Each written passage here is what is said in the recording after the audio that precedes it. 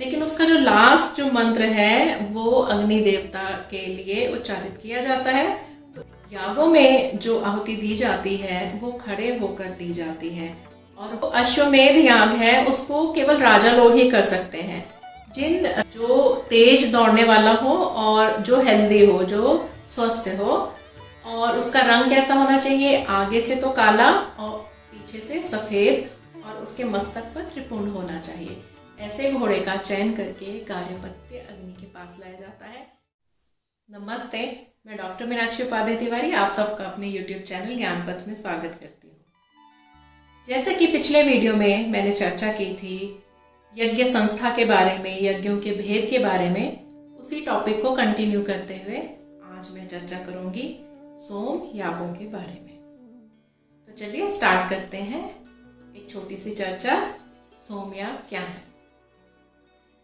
जब सोम यागों का अनुष्ठान होता है तो यह विधान है कि या तो सोम यागों के अनुष्ठान से पहले 10 पौर्णमासेष्टि इष्टि का समापन हो जाना चाहिए, या फिर ये भी विकल्प मिलता है, ये ऑप्शन है कि सोम यागों की समाप्ति के बाद 10 पौर्णमासेष्टि इष्टि की जानी चाहिए।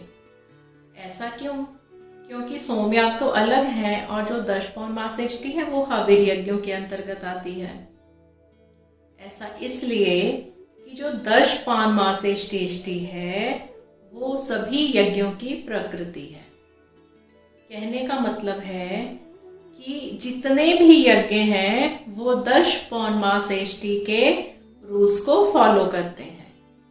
जैसे उसका विधान किया जाता है, जैसे उसकी वेदी बनाई जाती है, उसकी विधियां क्या है, उसके समापन की विधि क्या है, जो आरंभ से लेकर अंत तक जो क्रिया होती है 10 पौर्णमासेष्टि की, उसी क्रिया को बाकी यागों में भी फॉलो किया जाता है।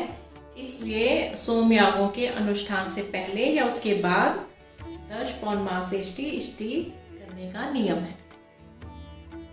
अब ये चर्चा उठती है कि सोम याग क्या है, किन यज्ञों को सोम याग के अंतर्गत लाया जाता है।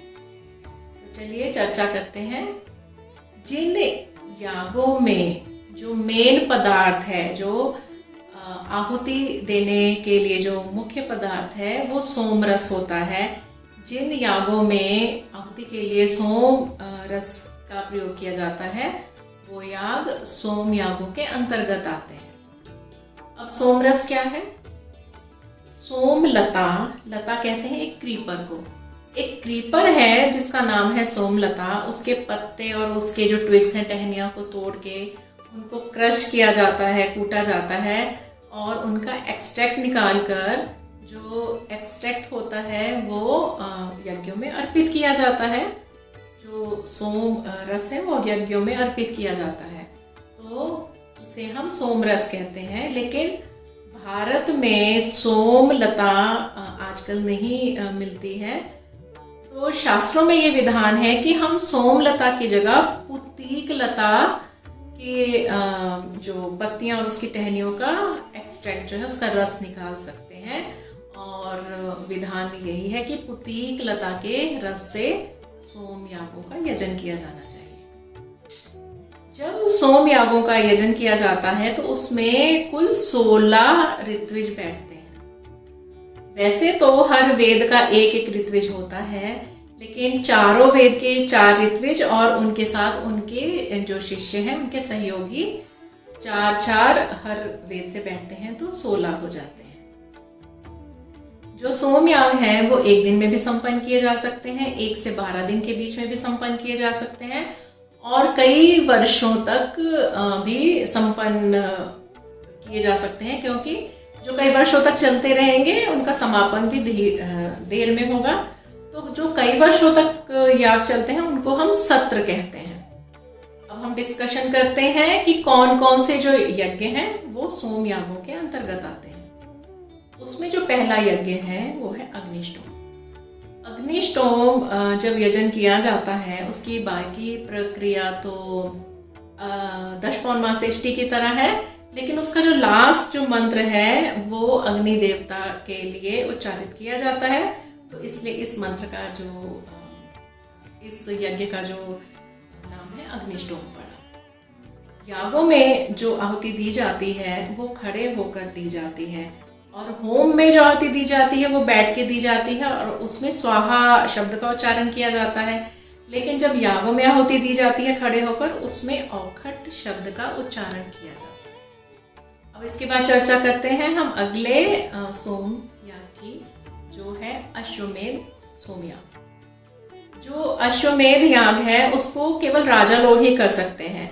जिन राजाओं को ये इच्छा होती है कि उनकी शक्ति का, उनके राज्य का मतलब प्रसार हो, तो वो इसका अनुष्ठान करते हैं। और अनुष्ठान करने से एक रात पहले ही वो गार्हपत्य अग्नि में अपने परिवार के साथ आ जाते हैं और वहीं शयन करते हैं। गार्हपत्य अग्नि किसे कहते हैं? जहाँ यज्ञ वेदी बनाई जाती है। और उसमें मुख्य क्या है? एक घोड़े का चयन करना। वो घोड़ा जो तेज दौड़ने वाला हो और जो हेल्दी हो, जो स्वस्थ हो, और उसका रंग कैसा होना चाहिए? आगे से तो काला और पीछे से सफेद, और उसके मस्तक पर त्रिपुंड होना चाहिए। ऐसे घोड़े का चयन करके गार्हपत्य अग्नि के पास लाया जाता है, जिसमें यजमान उसका प्रोक्षण करता है। प्रोक्षण किसे कहते हैं? जो यज्ञ में जो घोड़े को लाया गया है उसकी तेज दौड़ने के लिए, उसके स्वस्थ रहने के लिए, सुरक्षित रहने के लिए कामना की जाती है और मंत्रोच्चार किया जाता है।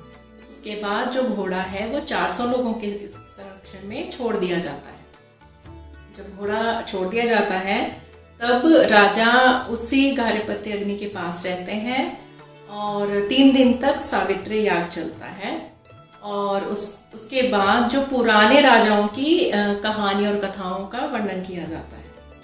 और इसके साथ साथ घोड़े के स्वस्थ रहने के लिए, उसके शीघ्र दौड़ने के लिए जो कामनाएं की जाती हैं मंत्रोच्चार के साथ, उसकी आहुतियां भी दी जाती हैं। और राजा वहीं बैठे रहते हैं जब तक वो घोड़ा वापस उसी जगह वापस नहीं आ जाता है, तब तक ये यज्ञ चलता रहता है। इसके बाद चर्चा करते हैं हम सोम यागों के अंतर्गत जो याग आता है वो है पुरुषमेध याग। जिस राजा को अपनी शक्ति बढ़ाने की इच्छा होती है, राज्य बढ़ाने की लालसा होती है, वो इस याग की कामना करता है और अनुष्ठान करता है। इसमें बाकी प्रक्रिया तो अश्वमेध यज्ञ की तरह ही है, लेकिन इस यज्ञ में घोड़े की जगह एक पुरुष का चयन किया जाता है, जिसका वर्ण या तो वो ब्राह्मण हो या क्षत्रिय हो। इसका भी एक रीजन है कि जब जैसे घोड़े को छोड़ा गया है वैसे ही पुरुष को छोड़ा जाएगा।